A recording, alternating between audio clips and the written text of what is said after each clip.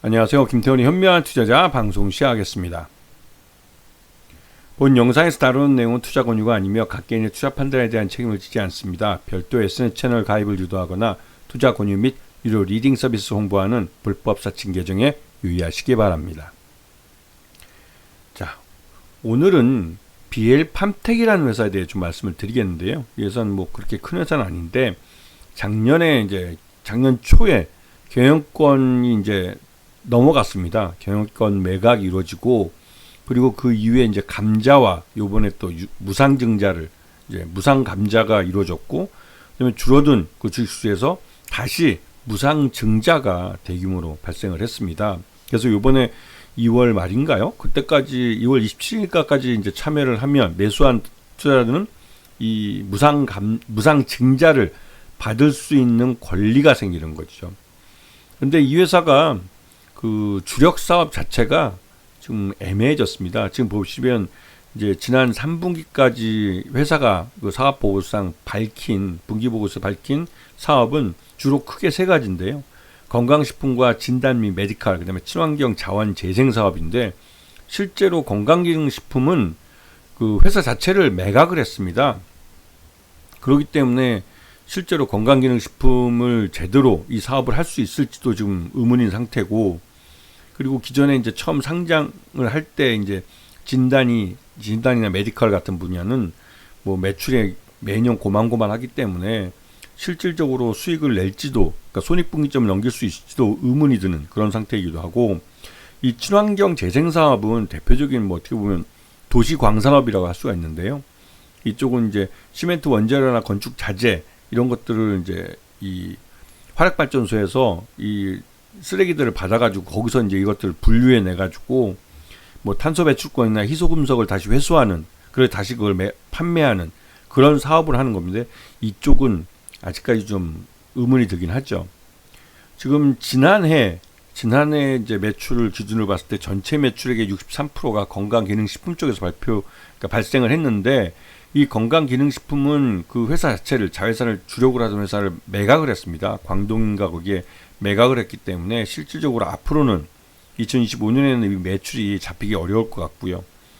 그리고 나머지 그 사업에서는 아직까지 뭐 큰 매출을 올리지 못하고 있는 상황입니다. 그래서 지금 매출 규모를 보시게 되면 매년 2023년에는 166억까지 늘어나겠지만, 이게 건강기능식품이 대부분 했던 거고요. 이 사업 자체가 올해는 없어지는 것이죠. 보면 2024년 3분기 말까지 48억이면 거의 없어진 거나 마찬가지입니다. 그리고 진단이나 이쪽도 매출 규모가 9억 정도밖에 안 되고, 뭐 기타 다른 사업, 신규 사업도 한 18억 정도밖에 안 되는 거죠. 그래서 매출 외형이 245억에서 지난 그 3분기에는 75억까지 쪼그라든 상태입니다. 이것도 경영권이 넘어간 다음에 이렇게 된 것이죠. 그리고 작년 하반기에 무상 감자를 할 수밖에 없었던 상황이고요. 그런데 이번에 4분기까지 실적을 놓고 보면 직전 연도인 2023년에 245억 매출을 했지만, 이번에는 2024년에는 88억으로 매출 규모가 급감을 했습니다. 그리고 영업 손실도 31억대로 그 31억대를 기록했고요. 그다음에 단기 순손실도 40억을 기록했습니다. 이렇게 되면 뭐 말 그대로 이 존속을, 그러니까 계속 기업 가치를 가진다고 보기는 굉장히 어려운 그런 수익 구조를 갖고 있는 것이죠. 그런데 요번에 그 박영철 회장이 요번에 이걸 팜텍을 인수를 했는데요. 이 최대주주 주식을 양수 계약한 게 2024년 3월 28일입니다. 그 이후에 주력 사업으로 하고 있던 건강기능식품을 팔아버렸고요. 그래서 이 회사의 아까 앞에서 보셨겠지만 매출 내용이 80억대까지 쪼그라들게 된 겁니다. 근데 이렇게 되면 과연 이 사람이 경영 능력이 있나라는 의심이 들 텐데요.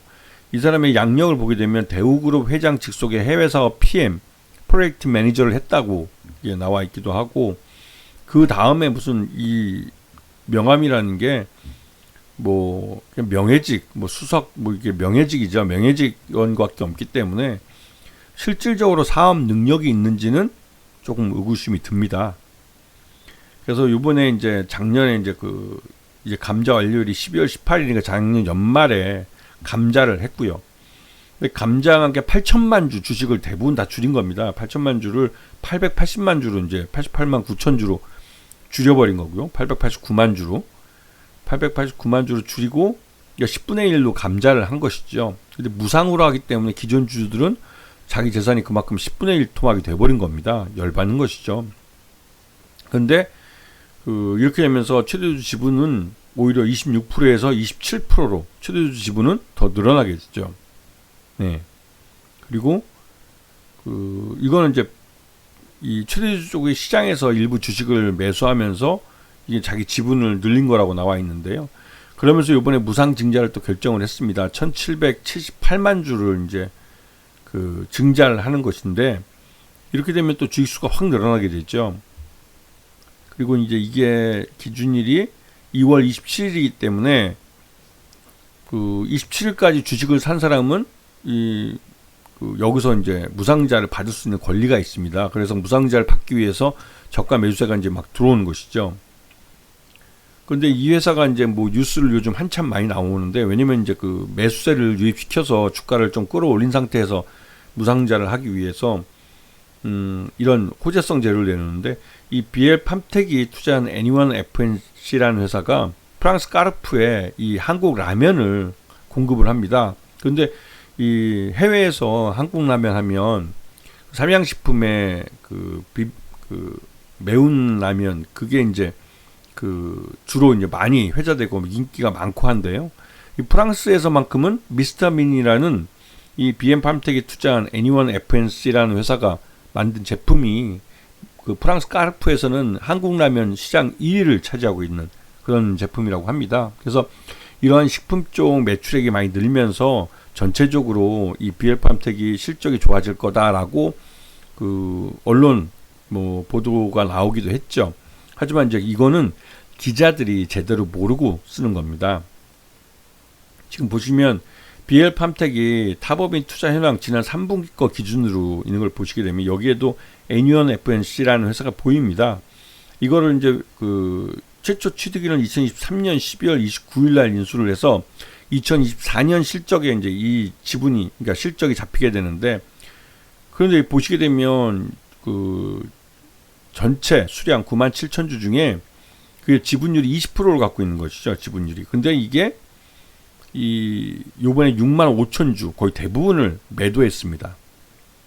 예. 매도하고, 그리고 여기서 이제 보시게 되면 평가 차익도 못 얻고 이제 매도한 걸로 나오는데, 이 기말 잔액이 7.73%까지 쪼그라들어요. 7.73%로 미스터민을 만든 이 애니원 FNC의 수익을 배분받게 되는 게, 이게 별로 실적에는 별 영향이 없는 거죠. 7.73% 갖고는 지분법 수익도 못 받습니다. 그렇기 때문에 이 아무리 애니원 FNC에서 만든 미스터민이 프랑스에서 많이 팔리고 유럽 시장에서 한국 라면을 대표하는 브랜드로 성장한다 할지라도 그건 남의 얘기가 되는 것이죠. 별다른 이 실적이나 이런 수익 면에서는 별다른 도움이 안 됩니다. 자, 그래서 BL 팜텍은 지난해 무상 감자를 하면서 주가가 많이 폭락을 했어요. 그도 그럴 게 과거 부실들이 워낙 많았기 때문에 그 부실들을 획기적으로 처리하기 위해서는 경영권이 바뀐 이후에 또 무상증자가 필요하긴 했을 겁니다. 그것까지 인정하는데, 무상증자를 하자마자, 자본 감소를 하자마자 곧바로 이번에 무상증자를 또 그만큼을 해요. 이렇게 되면 실질적으로 이 주식수는 다시 좀 늘어나게 됩니다. 하지만 이제 무상증자를 받기 위해서 저가 매수가 유입되면서 주가를 끌어올리는 효과를 볼 수가 있죠. 그래서 실제로 2,000원도 안 되던 주가가 지금 순식간에 지금 거의 더블이 났습니다. 단기간에. 근데 중요한 건 이게 실적이 좋아서 주가가 오르는 게, 실적에서 밀어 올려진 주가가 아니라 무상증자라는 인위적인 말 그대로 이제 회사 내에 쌓여있던 이걸 주주 환원을 해주는 것인데, 이게 정상적으로 자기 사업에서 수익을 내는 게 아니라 이런 무상증자와 같은 이벤트성, 그리고 또 주식수가 또 늘어나죠. 무상증자가 끝난 다음엔 폭락이 나타나는 경우가 많습니다. 웬만큼 좋은 호재성 재료를 내놓지 않으면 주가는 무너질 수밖에 없는 것이죠. 앞에서 말씀드렸던 그런 미스터민 같은 경우도 실제로 7%밖에 안 되는 지분 갖고는 지분법 수혜도 받을 수가 없어요. 그렇기 때문에 그거는 호재라고 볼 수는 없습니다. 어디까지나 이제 홍보용, 포장을 하는 거예요. 포장용으로 쓸 수 있어도. 그리고 BL팜텍이 실제로 이제 이런 기업 가치를 새롭게 평가를 받으려면 그 뭔가 자기 사업에서 확실하게 돈을 벌 수 있는 아이템이 있어야 됩니다. 근데 그런 면에서는 아직까지는 시장에 BL팜텍이 그런 신뢰를 줄 수 있는 것을 카드를 내놓은 게 없습니다. 그래서 지금 뭐 오너가 바뀌고 그 오너도 솔직히 좀 경영 능력에 대해서 좀 의구심이 드는데요. 전형적인 BL팜텍은 머니게임 양상으로 가는 것 같아요. 단기적으로 주가가 급등했다가도 다시 또 무슨 이런 무상지나 이런 카드로 이제 주가가 급등했더라도 실적이 안 되기 때문에 분기 실적을 발표할 때는 또 주가가 꼬라박고, 그랬다 또 뭐 중간에 무슨 특별한 이벤트 하나 내놓으면 주가가 또 급등했다가 또 분기 실적 내놓을 때면 또 폭락하고, 이러한 일을 반복해서 하면서 중간에 CB나 BW 같은 것도 발행을 해서 그 CB나 BW를 발행해서 거기에 투자한 투자자들은 시장에서 주식을 산 투자자보다 훨씬 더 싼 가격에 주식을 살 수 있습니다. 그렇기 때문에 이 전환사채나 BW 같은 것들을 투자한 투자자와 일반 시장에서 주식을 산 사람들하고 같은 출발선상에 있다고 볼 수는 없는 것이죠. 그런 면에서 결국은 시장에서 주식을 산 투자자들이 손해볼 가능성이 큰 위험한 주식이 돼가고 있습니다. 그래서 이런 종목들은 싼 맛에 혹시나 하는 마음에 들어가 산다면 이럴 때 사야 되는데, 이럴 때는 뭐 그 주가가 오를 만한 어떠한 그 근거도 없어요. 이러다가 상폐될 수도 있기 때문에 12월 결산법인 같은 경우는 3월 달에 가까이 갈수록 조심하셔야 됩니다. 아시겠죠? 자, 오늘 방송 여기서 마치겠습니다. 감사합니다.